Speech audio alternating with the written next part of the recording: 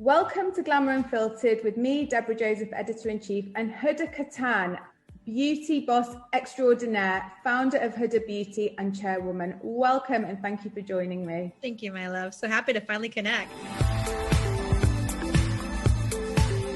So you are the beauty boss extraordinaire as far as I'm concerned. I've been following you for quite a long time. And in fact, you were my first cover star when I became Editor-in-Chief of Glamour 3 years ago.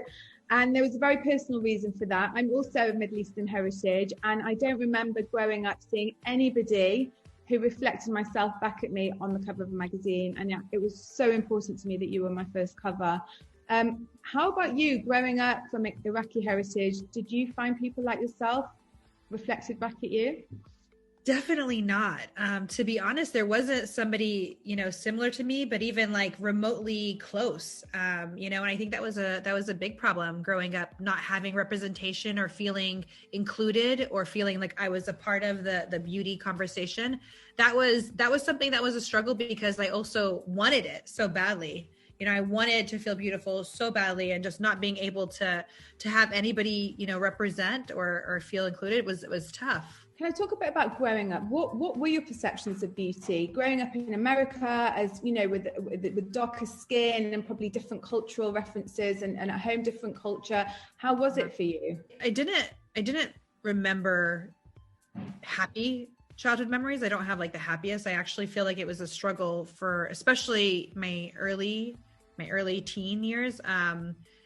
I wasn't happy, to be honest, like with myself, or, I felt I was always inadequate. And that was a hard thing because, you don't really realize why you feel this way. You don't realize it may be the external things that are maybe painting an incorrect picture of the way that you're feeling, but you actually internalize it as a child. You feel like, oh, people are treating me this way, or people are treating me like I'm an outsider, and I am Arab American, and I grew up in a household who, like, I have amazing parents, but my extended family also made me feel like, oh, you're too brown. Why are you always in the sun? You need to be lighter skinned. And I loved being brown. So I was like, I had this internal conflict in my head. I was like, wait, I don't agree with them. I just don't. And I, like, no matter what they say, I just won't agree with them. But then I'm also going outside and I still feel this way. And I internally didn't feel like that was right. You started out in finance before makeup, and you've obviously created this incredible company. Have you still experienced a lot of sexism on your way up? Like way too much, to be honest. Before when I was in university a little bit, when I graduated, tremendously. And when I got into my career, it was overwhelming with the men who would not take me seriously. Like, it's a hobby, like, just like, look, let's hand it over to the guys. Like, let them do the real work. And, it's funny because one of my friends actually told me, I've become a super alpha female. I don't turn it on all the time, but when I need to be very direct and tell people, like, no, that's not going to happen, I've learned how to do that. And I was talking to a good friend of mine who is a male, and he's a super feminist. He shared something with me. He was like, women who have to, in the similar positions as men, actually become far more alpha than the guys do. And it's kind of something we're forced to become. Like, as women, we're kind of forced to be more firm, and navigating that journey when you're like, well, I don't always want to be that person, is something that I think is an interesting dynamic that women are learning nowadays. But yeah, sexism exists, and it is it's oppression. Honestly, that's what it is. It's oppression. Do you have a response to it when you have it in your everyday life? When I need to put a man in place, I try to do it nicely at first. I try to find a way to do it nicely at first, but when I have to be firm, I can be quite direct without being mean. I've learned how to do that. That was I had to learn how to do that, because I would kind of get like a little bit upset, like, excuse me, like, I am going to be the one making the decision. Look at me. Like, why are you not making eye contact with me? And now I've learned to just ignore people sometimes and make them then come to me for the answer. Did that kind of feed into your own views of wanting to set up a business so that you could do it how you wanted it to be? I didn't really realize it at the time. Now, yes. At the time when we were starting the brand, it was more so like, I just still felt like it was filling a void for me.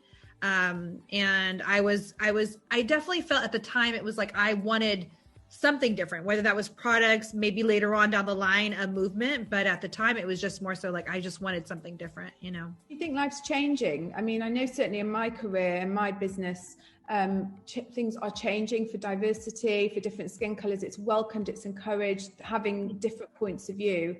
Do you feel the same for you? Do you feel you've got more of a voice now? I want to say yes, but I still feel like there's a lot of work that needs to be done. I feel right now when people are using things like inclusivity and vulnerability, all these things, it's a tool. I don't actually feel like it's genuine. And, you know, I've seen ads from big beauty brands where they will have like, it kind of upsets me if I'm honest with you, where they will have like a dark skinned girl trying on the light foundation. And I'm like, that's not inclusivity. What are you doing? You know, like I don't even understand what the point of that was, you know? And so it's obvious. It's very obvious. Sometimes it's more obvious. Sometimes it's less obvious, but sometimes it's just a tool. I'm glad you mentioned foundation, because foundation for me with beauty has been a massive conversation in my own head. So I don't wear foundation, and there is a good reason for it. I tried so many times in my late teens and early 20s to find a foundation. And every time I bought one, I'd leave the shop and my skin would be grey. The color was right, because I'm not so dark skinned. The color was right, but the tone was not a Middle Eastern tone. It wasn't yellow, it wasn't olive, it wasn't right. And to this day, it only occurred to me about 2 years ago why this was, because suddenly people like you are bringing out wide ranges of foundation colors that do reflect me and darker skinned women. And I've spoken to them about it. And this is a huge shift and change in our industry. Mm-hmm. You know, you want to know something crazy is so many foundation brands, I am the darkest shade. Yeah, me too. Me too. Yeah, I mean, it's crazy. It's like, it's ludicrous that we are the darkest shade when we are like, you know, I think we're on the medium to, we're probably medium, you know, I wouldn't say we're like on the light medium, but close to more like the light medium tone. It's not, it's kind of crazy. Like I've found so many brands where I buy the darkest shade and it's like the shade for me, and it's still pink. It still makes me look beigey and ashy. And I realized why too, because after getting into the manufacturers, like when I was developing colors with them, and I was like, I want it richer, I want it deeper, I wanted that color, that rich, you know, that sexy tone. And they were like, okay, we'll add black pigment. And I was like, wait, what are you doing? Like, no wonder people look gray. And they would literally think to add black pigment. And, you know, obviously our skin tones are such a mix of blues and reds and yellows and goldens and, you know, so many different tones. And so I think that it was just laziness, to be honest. And also it was first laziness, and then became like conditioning. And then people didn't really break the mold. And it wasn't until that point where you say, no, I want to change it. And it does require a lot of work. But I think, you know, companies will change it, and there's going to be tones for us that will melt into our skin and make us feel so beautiful, and we'll wear it and we'll be like, we don't even feel like we're wearing anything. I do want to talk about foundation because I'm a big fan of it, for all the reasons we've just discussed, because it's so important to representation in beauty in this way. Talk me through, like, launching it and now bringing out a new version of it. Talk me through your process mentally and getting the shades right and the product right. We've had some pretty hard projects, honestly. We've had, you know, as a small beauty brand, not having like access to, you know, any type of information or anything other than like what's out there for public, like for the public knowledge. It was a bit tough. And foundation for me was the toughest because I wanted to personally shade match every single person. And I think I made it tough for my PD team because they were like, we did all the work. We tried it on so many skin tones. Then we had the manufacturer, we're the biggest manufacturers in the world, making for so many skin tones, shade match. And I was like, that's amazing. I want to see it on people's skin. So, you know, we shade matched every single tone, and we made sure that each person we found was represented across the tone. And you've reformulated it now. Can you talk me through that? Oh, we reformulated over 40 times, way over 40 times. I think it was like more around 50 or even more times. It was just, you know, we wanted to take out some of the ingredients in there. We had D5, which, you know, was the ingredient that sometimes irritated people's skin, but it was so amazing at making products like really homogeneous. You know, and it looked beautiful on the skin, but there was a lot of feedback. We got so much feedback from the industry. And the crazy thing is, and I don't think I've ever shared this with anyone, we were constantly tweaking it. We weren't releasing the tweaked version. And then we were like, should we release the tweaked version and just like release it in the market? Because then we don't have to take back old stock. People can just like, they'll be like, oh, why is this so much better?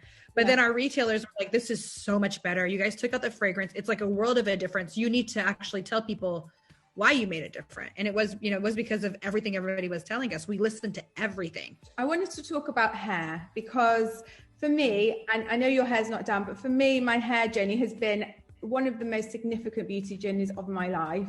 I have straightened my hair my whole life. I've got naturally curly hair. I've got a scar on my left hand. I don't know if you can see it from where my mum, she burnt my hand with a hairdryer at age about 5 because she wanted to match westernized beauty standards. And again, as a Middle Eastern woman, it wasn't okay to walk out with curly hair. We all had to have straight Western hair. Is that a journey you've been through? Yeah, I mean, there's all these different forms that we use to try to be included or to try to be, quote unquote, acceptable to society. So hair is the one though, when you mistreat it, you can't reverse it. So, it's a shame. And I try to post pictures too with curly hair. People just don't love it. So I usually wear my hair whatever my mood is. Can you see yourself going into hair products? Is that something that we can see from you in the future?